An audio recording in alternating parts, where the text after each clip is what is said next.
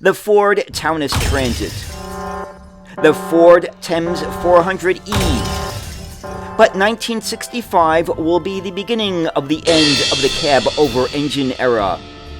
What will come after these vans will be so revolutionary that no competitor will be able to challenge it.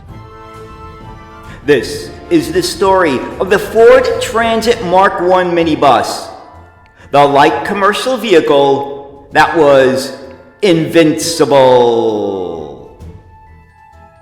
Hi, this is Jeffrey. So back in 1965, Ford of Europe introduced their new front-engine Transit, which would also become known as the Mark I. Being something that was quite different from the typical cab-over-engine light commercial vehicles of its time, it became a huge hit and a great success.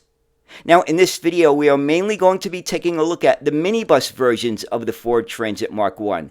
It's a really fascinating story, so let's get started in learning about the Ford Transit Mark I minibuses. The very first production Ford to wear the Transit badge was a van built at Ford's Cologne plant in Germany.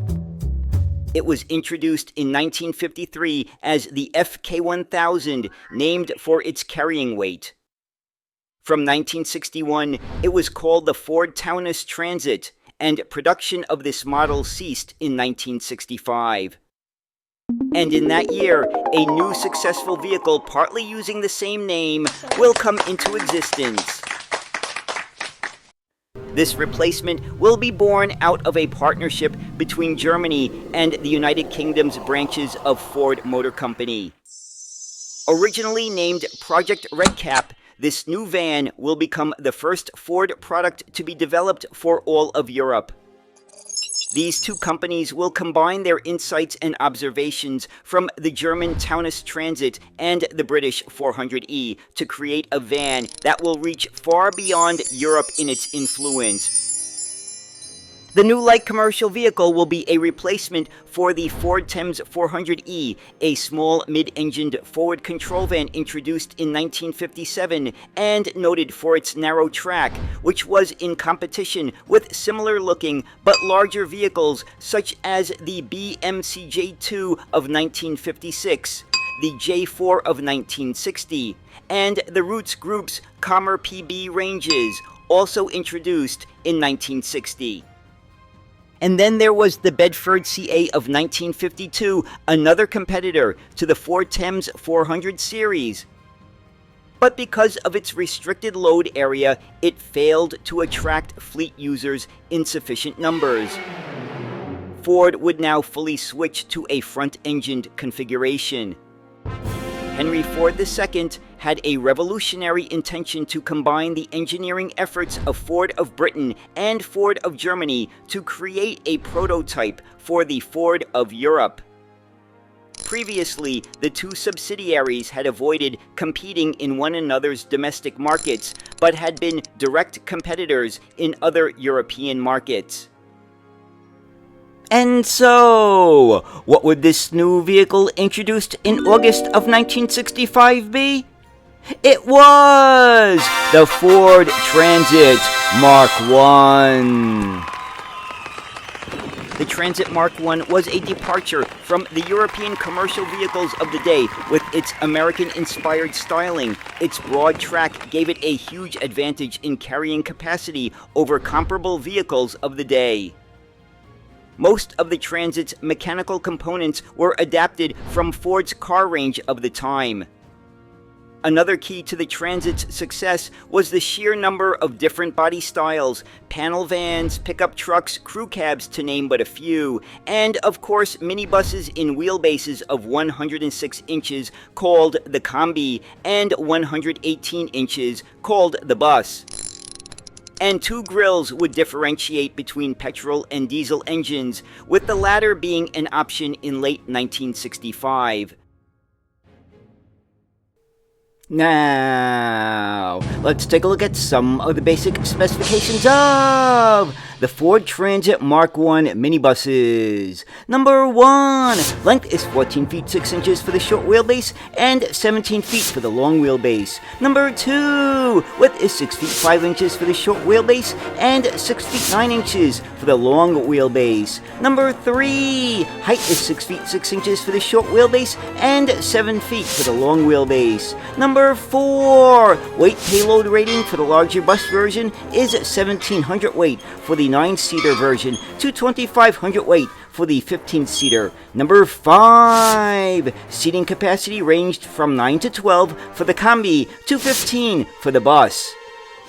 Number 6. Engine is the 1.7 or 2.0 liter Essex V4 or the 3.0 liter Essex V6 for the UK markets, or the 1.3 liter to 1.7 liter Taunus V4 for the continental market. Diesels were the 1.8 liter 1760cc Perkins i4, but was replaced in 1972 by the 2.4 liter 2359cc York i4. And Australia had the 3.3 liter 3277cc i6 starting in 1973. And finally, number 7, top speed is about 87 miles per hour. By late 1969, the Ford Transit had established its position as the clear market leader in the 12 to 3,500 weight van market. Its rivals could do little, it seemed, to challenge that status. The Transit was manufactured at 2 plants in the UK, at 2 plants in Australia, as well as in South Korea, New Zealand, the Netherlands, Turkey, and South Africa. The Transit minibus had many ergonomic features. Andrew McGee, a marketing manager at Ford in the 1960s, explains, "The ultra-short V4 engine facilitates first-class accessibility, generous legroom, and car-style driving position. Superb all-round visibility and easy access to forward-facing passenger seats is provided through front and double rear doors.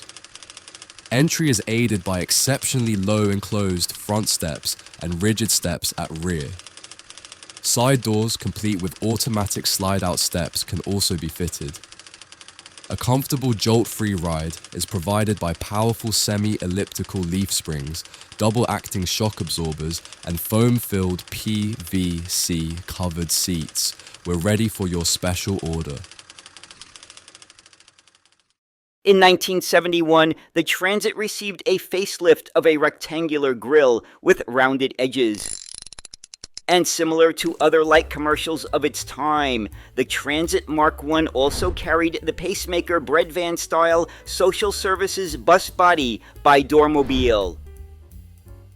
In August 1977, a facelifted version, codenamed within Ford as the Transit 1978 plus 1/2, but usually referred to as the Transit Mark II, debuted with a restyled, longer nose section which could now properly accommodate an inline engine in place of the Essex and Colognes. Therefore, the Pinto engine from the Cortina became the Transit's dominant power unit.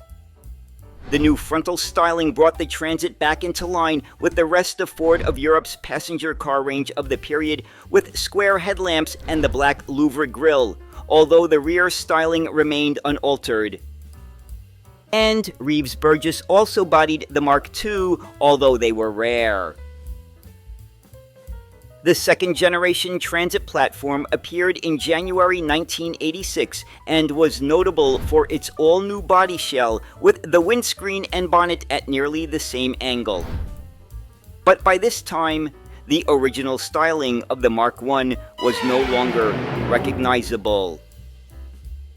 While further updates and refinements of the Transit continue up to the present, there is no doubt that the original Ford Transit Mark I remains unique in the history of world minibuses.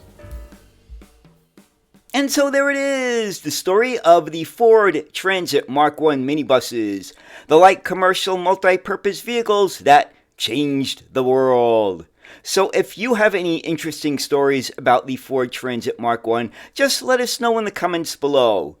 So anyway, I hope you enjoyed this look at the Ford Transit Mark 1 minibuses, and as always, thank you so much for watching, and have a great day. Bye.